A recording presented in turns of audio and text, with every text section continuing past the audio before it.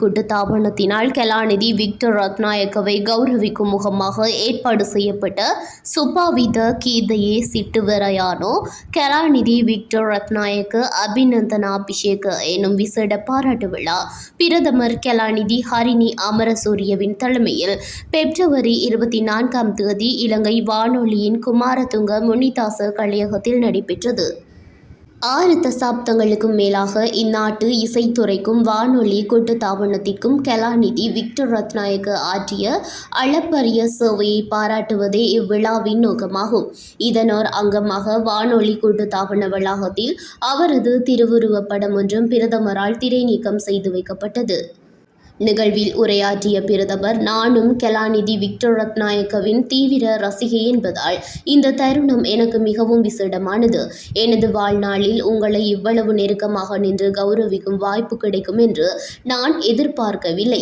எனவே இது மிகவும் மகிழ்ச்சியானதும் வரலாற்று சிறப்புமிக்கமான தருணமாகும். 60 ஆண்டுகளுக்கும் மேலாக நீங்கள் நமது நாட்டின் இசைத்துறைக்கு ஆற்றிய சேவை ஈடு இணையற்றது.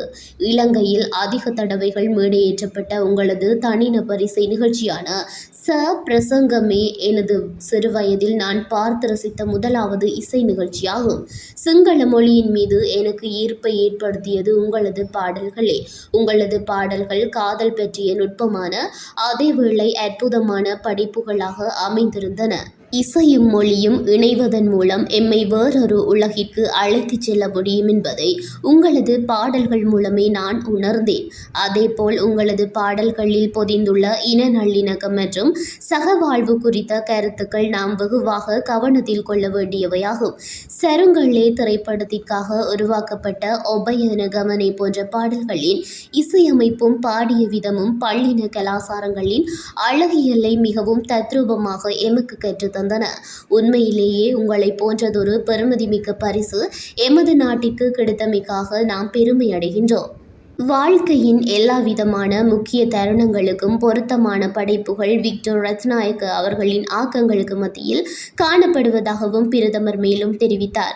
பிப்ரவரி 18ஆம் தேதி தனது 84வது பிறந்த நாளை கொண்டாடிய கலாநிதி விக்டர் ரத்நாயக்க நீண்ட ஆயுளுடனும் தேக ஆரோக்கியத்துடனும் வாழ வேண்டுமென வாழ்த்திய பிரதமர் இவ்வாறானதொரு பாராட்டு விழாவை ஏற்பாடு செய்தமைக்காக இலங்கை வானொலி கூட்டுத்தாபனத்திற்கு நன்றியும் தெரிவித்தார். ஊடகத்துறை துறையில் தற்போது காணப்படுகின்ற போட்டிகளுக்கு மத்தியிலும் இலங்கை வானொலி கூட்டுத்தாபனம் அனைத்து சவால்களையும் முறியடித்து முன்னோக்கி செல்லும் சக்தியை கொண்டிருப்பதாக தாம் நம்புவதாகவும் அவர் குறிப்பிட்டார்.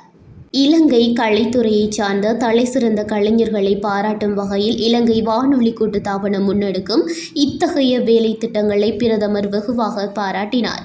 இந்நிகழ்வில் புத்த சாசன, சமய மற்றும் கலாசார விவகாரங்கள் அமைச்சர் கலாநிதி ஹினிதும சுனில் செனவி, ஊடகத்துறை பிரதி அமைச்சர் ஹவுசல்யா ஆரியரத்ன, கலாநிதி ரத்ன ஸ்ரீ விஜயசிங்க, இலங்கை வானொலி கூட்டுத்தாபனத்தின் தலைவர் பேராசிரியர் உதித கயாஷான் குணசேகர, கலாநிதி விக்டர் ரத்நாயக்கவின் குடும்ப உறுப்பினர்கள் மற்றும் ரசிகர்கள் என பலரும் கலந்து கொண்டனர்.